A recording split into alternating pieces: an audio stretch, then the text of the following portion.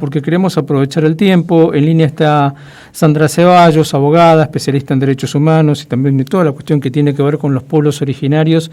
Y podríamos decir que estamos ante situaciones urgentes, ¿no? Las que se están viviendo en la provincia de Jujuy. ¿Cómo le va, Sandra? Un gusto saludarla como siempre. Buen día, Miguel.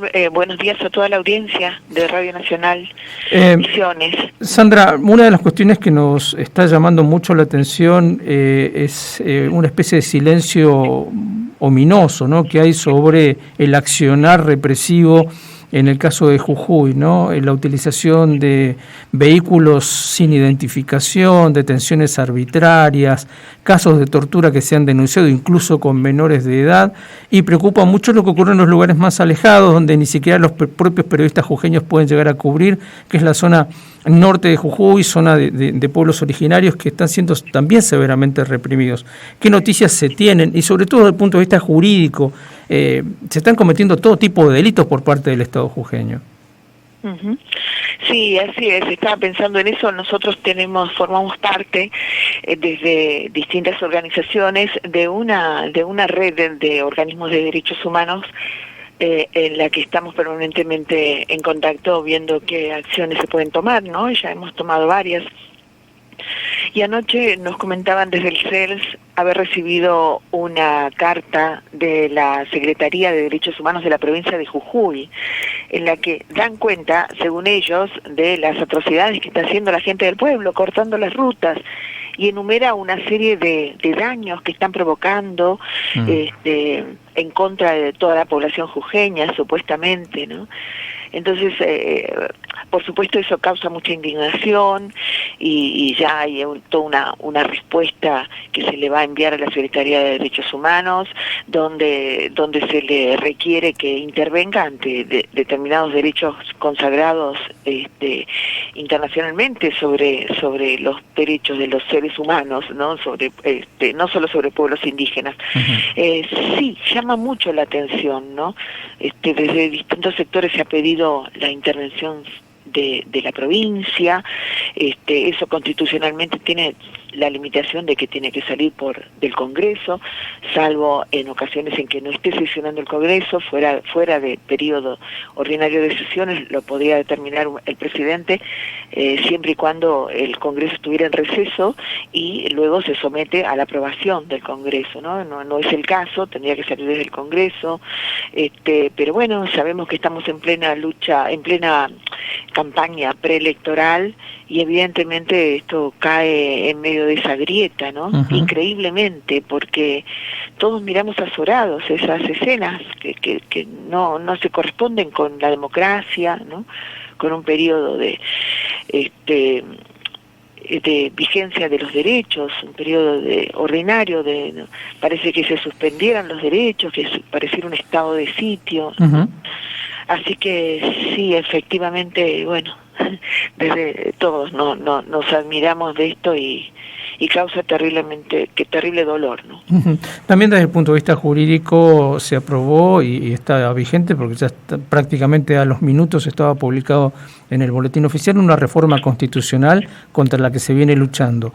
Si bien el gobernador dijo, y eso también llama mucho la atención, ¿no? Tendría que haberlo hecho la propia Asamblea, que iba a quitar 2 de los artículos que se estaban reclamando por parte de los pueblos originarios, me parece que la cuestión de fondo tiene que ver con las tierras, y de nuevo aquí no hay consultas, es decir, se están violando todos, incluso pactos internacionales. ¿Qué se puede hacer con eso?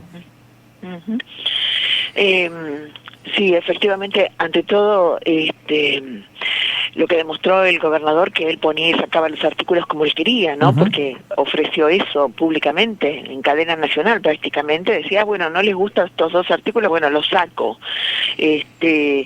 Y esos artículos, en principio, uno de ellos, el artículo 50, tan mencionado, supuestamente venía a ser como salvífico para los pueblos indígenas, no sé, él hablaba como si estuviéramos ante un gran avance del derecho en ese caso, pero no, el mismo texto era bastante engañoso, porque si bien reproducía algunos términos que dice la Constitución Nacional, que sí sigue siendo en todo caso bastante de avanzada en ese reconocimiento, no lo hacía en su totalidad o lo hacía de forma engañosa. Por ejemplo, se reservaba a la provincia la exclusividad del otorgamiento de las personerías jurídicas, que es el acto administrativo por el cual se reconoce la existencia de una comunidad. Obviamente no las crea.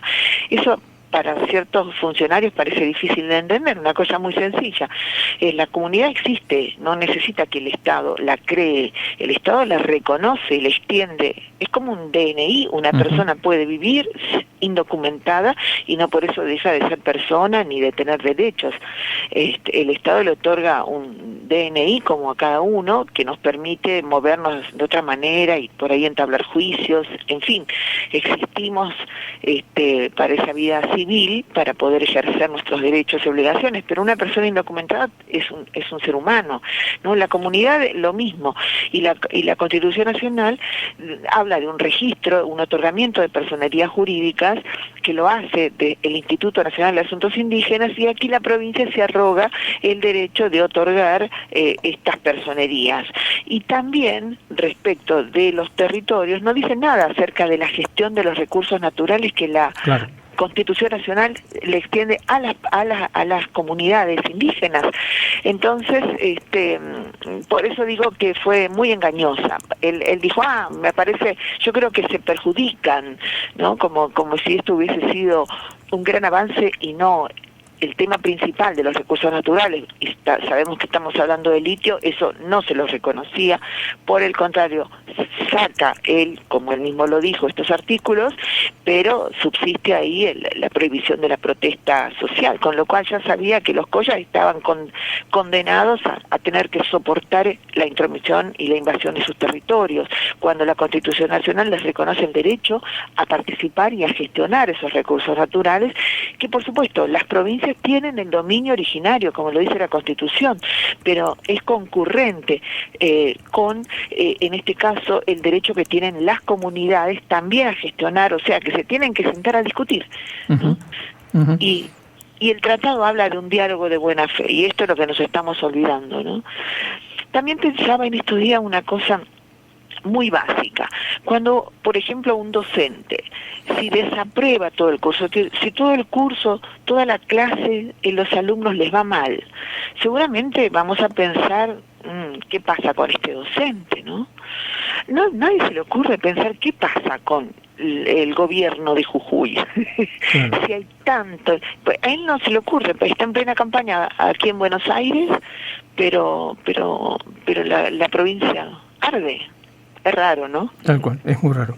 Sandra, le agradecemos muchísimo la atención que nos ha brindado. Obviamente vamos a volver a molestarla por estos temas.